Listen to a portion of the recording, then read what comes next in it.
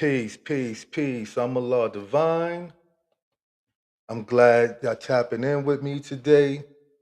The topic that I want to build on is be the man that you need to be for yourself, right?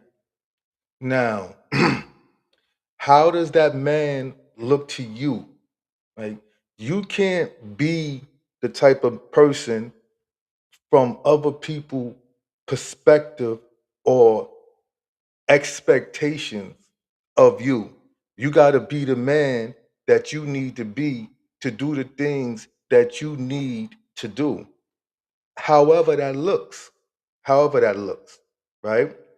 So a lot of times, we go as men, we go through ups and downs.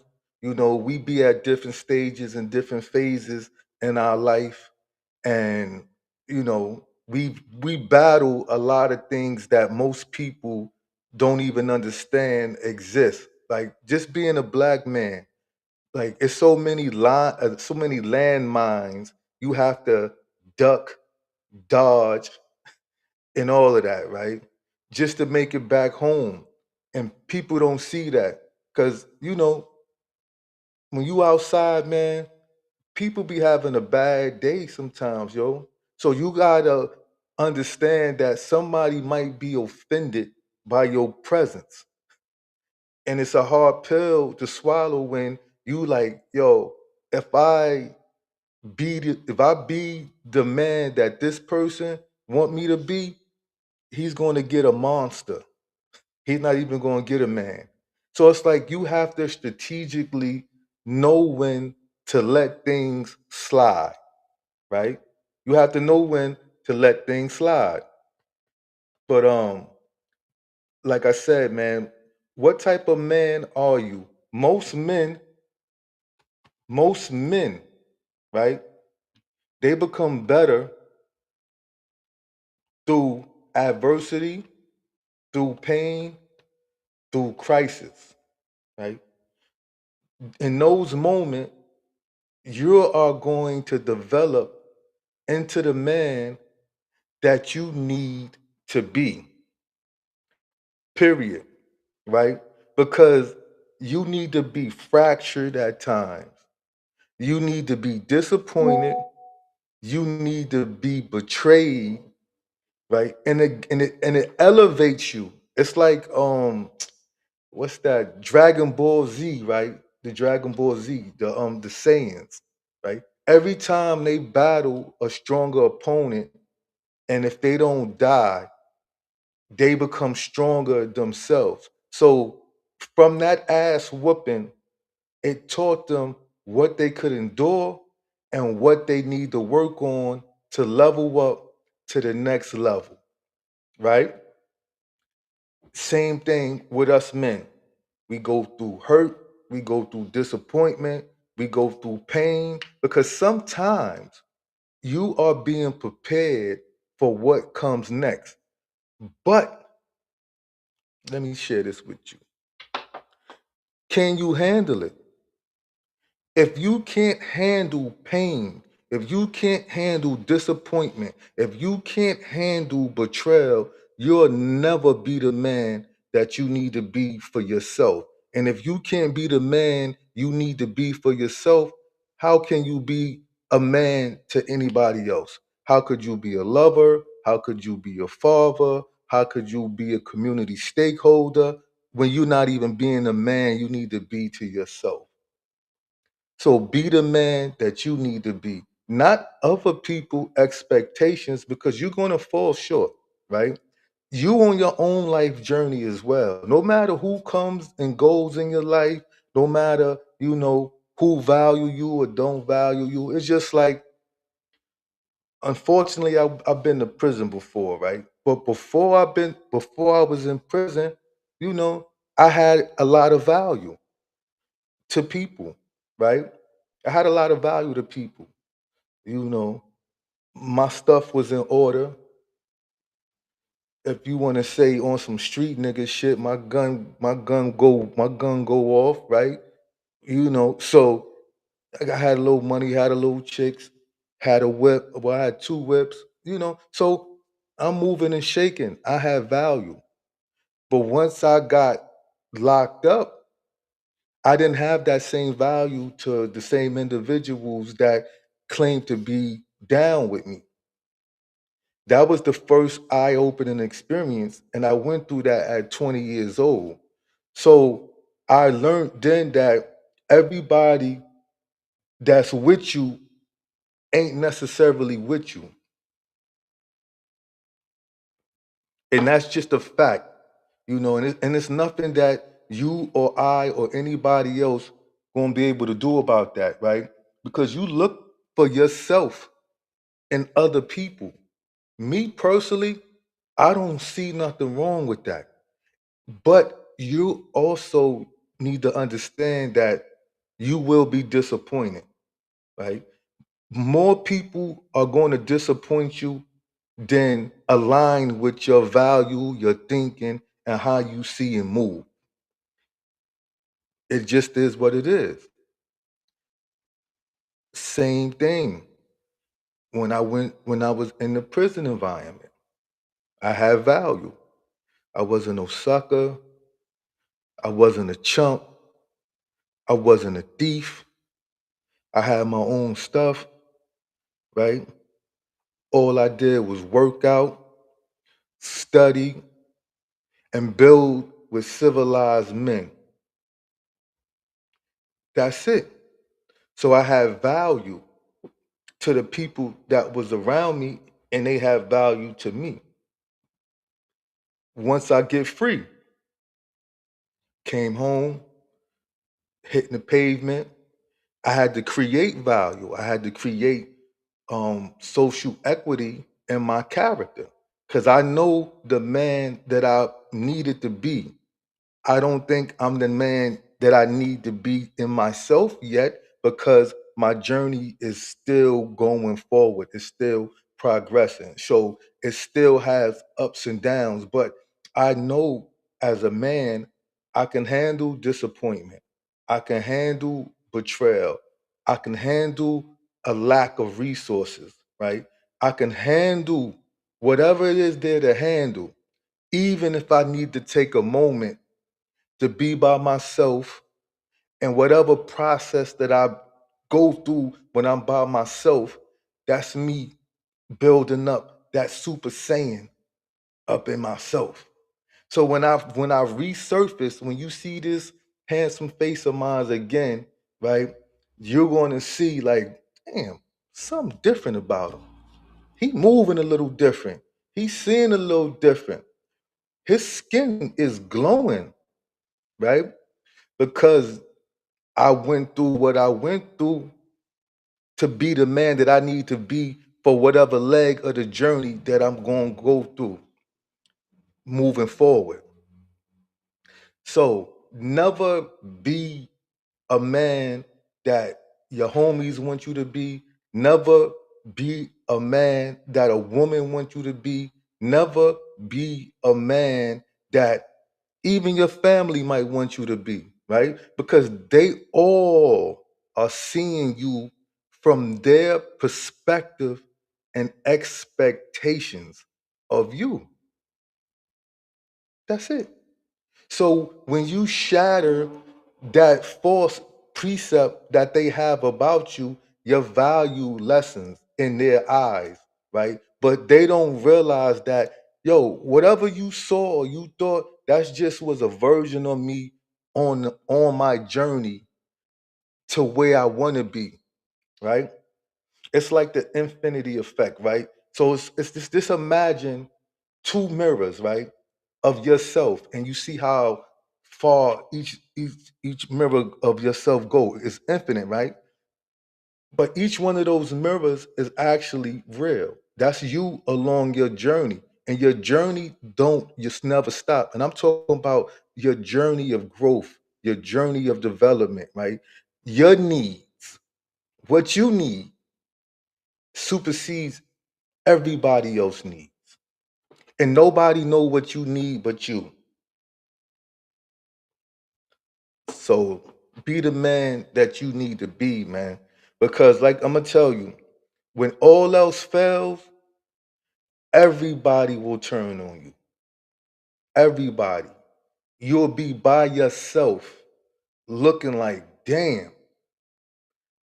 But I'm sharing with you. So, especially you younger fellas, right? I'm 50. So, you younger fellas in your teenage years, in your early 20s, you know what I mean? Gang, and all that type of shit, you're going to be disappointed, right?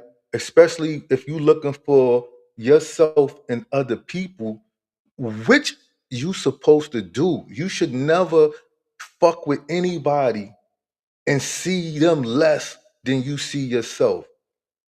You rather be disappointed than deal with somebody less than you would deal with your own self, because that's not fair, right? There's nothing wrong with being disappointed. There's nothing wrong for looking for others, right? Looking for yourself and others and thinking that they held the same value system that you held. Before I continue, I'm also an author. I wrote 5 books, right? The Hidden Hand, Duality of Self, that's an urban political street thriller. That was my first book. My second book was Prison Survival, Hell's Prison. That details, that's my memoir of my 19 and a half years in prison. My third book is Reentry Strategies and Staying Free, because, you know, I wrote that to give people a blueprint of how I got off parole early. When I paroled out of prison in 2014, I left 15 years on the door. So if I didn't make parole and if I would have violated, I would have had to go back down to Virginia, which I damn sure didn't want to do, and do 15 more years. And it might have would have been more because they would have took all the good time I earned. So actually it would have been 18 more years, right? So I wrote that book to show people re-entry strategies, because can't nobody that never re-entered society teach you how to re-enter society, because they're not going to feel the emotional stresses that you're going to be faced as a formerly incarcerated person, especially on parole. Boom. My next book is a book of poems called A Struggle Is Real. And my latest book, which came out January 6th, which was my birthday, is called The 5% Journey, From the Streets to the Cipher. All my books is available on Amazon. All I ask, just give me a shot. Go check it out. Now back to our regular scheduled programming, right? Listen, man, I had a partner one time, right? We did everything together. People thought he was my brother over my own brother, who people actually used to see me with. And they didn't know me and my brothers was brother. Only the people that was on our block knew was brothers. But this my other man, people thought he was my brother because how we rocked and rolled. You know, he disappointed me, yo. He disappointed me in a critical moment because he didn't live up to the social contract that we had in our brotherhood, right? When I was younger, we grew up under the values of mafia, all that fake shit, Omeretta, death before dishonor. That's the fake shit we grew up on. We was groomed on, being from Brooklyn, and that's why we had crews, we had captains, we had lieutenants, all that's that mafia bullshit. You know what I mean? But we still we still had a social contract that we say, yo, these is our value system. And when I meant that these values superseded the law, that's why I ain't never turned no rat. I ain't never turned snitch, right? Because yo, I followed the code that I said is the social contract that I want to live up to. This individual, he didn't testify, he whatever the case may be, but he was on the run. When he got caught, I sent my transcripts to him. I sent the snitch motherfucker 6 page statement to him so he could be fully armed and aware about what the potential outlook of the case. I blew trial to 55. My other man blew trial to 68 years. We both home now, right? And we rock hard. But this individual that was my man from Bushwick, he copped out to 11 years.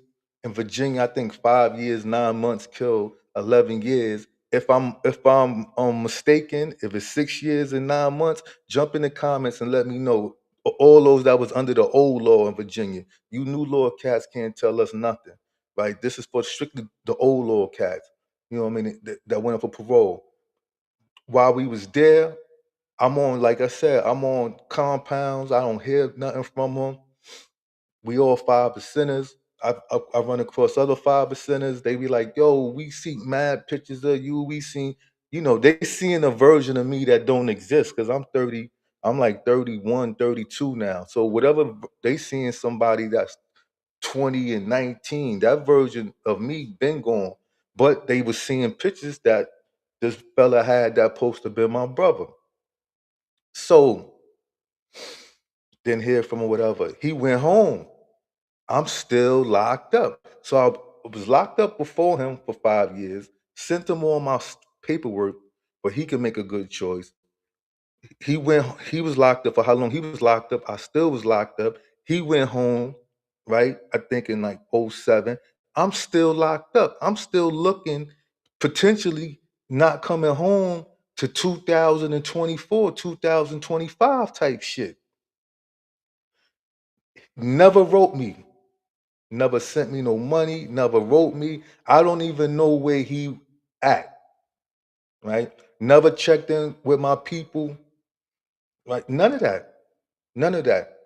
He's the type of person, when I blew trial, they offered me a time cut to tell where he was at. And I knew exactly where he was at, but shit, y'all gotta find him yourself. And that's how I move all the time. So, never heard from him.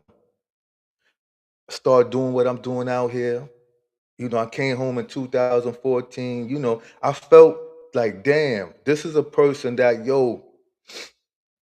I've done so much with. Like we was tied to the hip, right? And to see that somebody betray the values and the social contract, that let me know that I needed to be a different type of man because I had to miss something that I didn't see. Cool. 2018 came. I'm pushing out I'm pushing out blogs on WordPress promoting my second book, which was Prison Survival Hell's Prison. This dude jumped on one of the posts, yo, you know who this is, but whatever. Cool. I emailed him. He sent this long email about, yo, you was on the island of Patmos, the general was down. And what shocked me was first that you called me a general when we supposed to be the same. We supposed to be brothers. I never saw myself as the general. If anything, I saw myself sitting with people at a table that was round. So I was like, wow. And so he was like, yo, we need to talk, blah, blah, blah. I said, cool. I said, I'm at a a a, a, a baby gender reveal party for my seed. So I said, yo, this is my number. Call me. You know what I mean? So I'm gonna call you either tonight or tomorrow. I never heard from him again. Right. So once again, he shows that he's not even worthy to hold the title of being my brother. Right? Because I'm not saying I would have fucked with him again, but I still would have heard him out. I still would have listened to him because I had questions like, yo, what happened? I thought we lived up to a certain code, right? I went to prison off of your fucking mistake. Imagine that, right? Imagine looking at life in 28 years because a dude made a fucking critical blunder.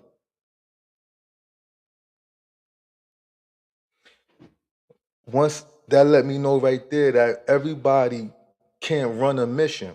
Everybody ain't built to run a mission. But I had to, but ideas I had, beliefs I had, values I had about who I was as a man and who I was to other people, I realized I wasn't that, right? Because my value changed as far as what they can get from me. I gave my freedom up. That's the highest thing you can give up other than your life. So I know I needed to be a different type of man because I couldn't been the man I needed to be for myself. But through pain, disappointment, despair, betrayal, I figured it out. So each time a man will go through a different iteration of his own self. It's just like software, right? Software come out, might have bugs, they gotta patch it, right? Upgrade it. Now it's 2.1, version 2.1, right? So the same thing happened with men. Once we be disappointed, once we break, once every all that happened, we learn from that, right? We learn from it. But what I'm trying to share is some stuff we don't gotta learn ourselves. We can listen to somebody else going through what they going through and be like, shit, yo, the brother shared what time it was, right? Because if I slid down a razor blade into a vat of alcohol and I'm telling you how excruciating the pain was, and you still say, fuck it, I need to slide down that vat too. Oh shit, that's crazy, right? That is crazy. And we have to understand certain things, man. We gonna go through stuff, right? Some of the stuff it's gonna almost feel like we broken sometimes. You know what I mean? You're gonna hurt. Don't never be ashamed or afraid of being vulnerable, especially with your own self, right? If you gotta lock yourself up in your apartment or your house and you gotta drink and smoke and cry and do whatever you need to do because you hurting, right? Yo, I'm telling you now, it's okay, yo. It's okay to hurt. It's okay to feel everything that you're feeling because you're supposed to feel it. Because the lesson that you need is through that pain. That's how you be the man that you need to be. This is Malah's insight. I'm gonna be kicking more jewels more often. I want y'all to tap in with me. I want y'all to go to Amazon, check my books out. Until next time, know I am Mallah-Divine and I am your brother and I want to see you win. Period. Period.